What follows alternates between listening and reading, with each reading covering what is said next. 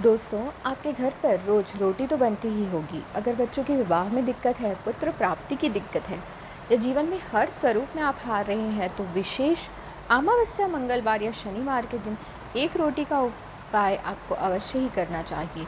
कहीं ना कहीं इसके पीछे आपकी शनि की समस्या, राहु की समस्या, पितृदोष की समस्या लगी हुई है। तो मात्र एक रोटी जिसके प्रयोग से साथ ही एक दीपक का प्रयोग बताएंगे, जो कि आपके बच्चे, पति, स्वयं आप किसी न किसी तरीके से परेशान हैं, तो उस उपाय को करने से आपकी सभी परेशानियां दूर होंगी। अकाल मृत्यु का भय छाया रहता है, आपके घर में वाहन बार बार खराब होते हैं, कलह कलेश की स्थिति हमेशा रहती है, व्यापार अच्छी तरह से नहीं चल रहा है, तो भी आप इस प्रयोग को कर सकते हैं। उपाय कैसे करना है? तो इस उपाय में आपको थोड़ा सा ताज़ा आटा अलग गूँथ लेना है। इस उपाय को आपको पूरे दिन में कभी भी करना है। किसी शनिवार, मंगलवार, अमावस्या को या किसी विशेष तिथि को भी कभी भी कर सकते हैं। पति, बच्चे दूर रहते हैं, बेटा दूर रहता है, बेटी दूर रहती है, तो माँ उसकी फ़ोटो के आगे या उसका नाम और गोत्र स्मरण करके भी इस उपाय को कर सकती है। एक खर्च नहीं होगा, परंतु इसके लाभ बहुत मिलेंगे। एक दूसरा दीपक का उपाय है, उसे भी आप कर लीजिए।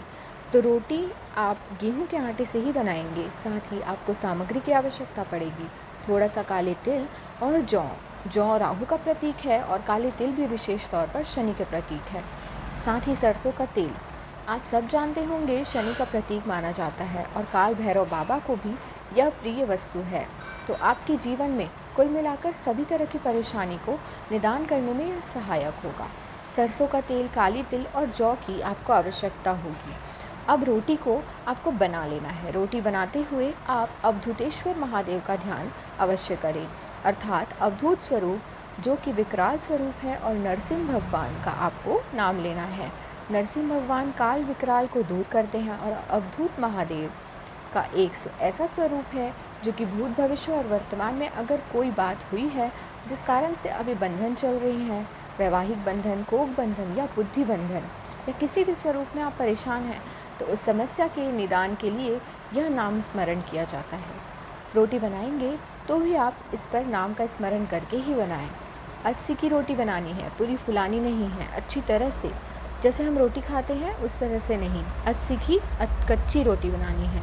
एक तरफ से अच्छे से सेक लीजिए और एक तरफ को ऐसे ही छोड़ दीजिए। देखिए, जब कोई प्रयोग किए जाते हैं, कोई खास कार्य किए जाते हैं, तो उसके कुछ नियम होते हैं। चाहे तो एक रोटी के 2 टुकड़े कर लीजिए या 2 रोटी आप बना सकते हैं।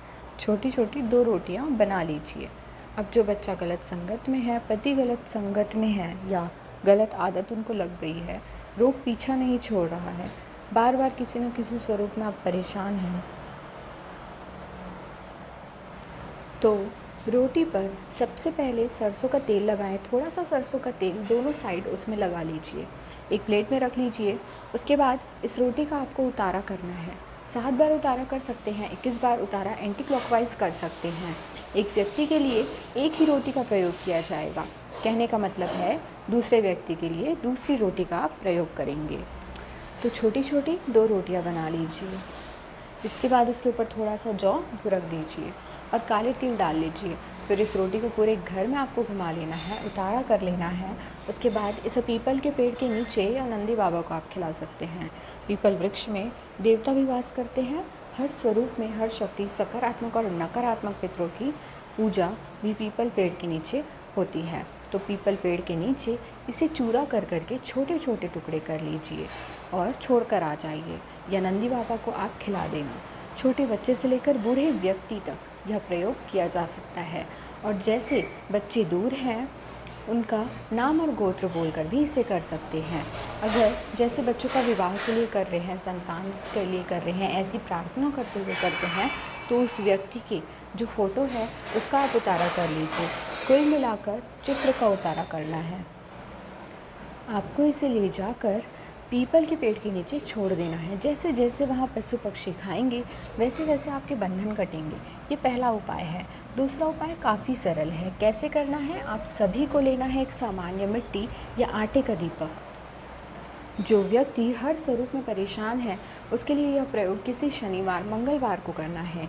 दीपक में आप सरसों का तेल भर लीजिए या तिल डाल देना है, और इसमें कुछ डालने की आवश्यकता नहीं है। अपने पितृ इष्ट देवी देवता का ध्यान करें और साथ ही आप अवधूतेश्वर महादेव की जय कहते हुए सर से पैर तक इस धागे को नाप लीजिए। धागा या तो लाल रंग का होगा या काले रंग का होगा, सफ़ेद रंग का प्रयोग यहाँ पे नहीं करना है।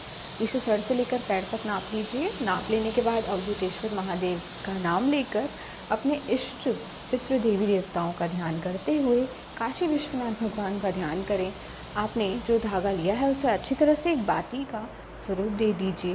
पीपल पेड़ के नीचे सरसों का तेल डालकर दीपक लगाकर आ जाइए। बहुत इसका चमत्कारिक प्रभाव आपको दिखेगा। लाभ तो इससे मिलना ही है। इस तरह आप इस उपाय को करें और अपनी सारी परेशानियां दूर करें। इनमें से किसी में भी हानि नहीं होगी बल्कि लाभ ही होगा।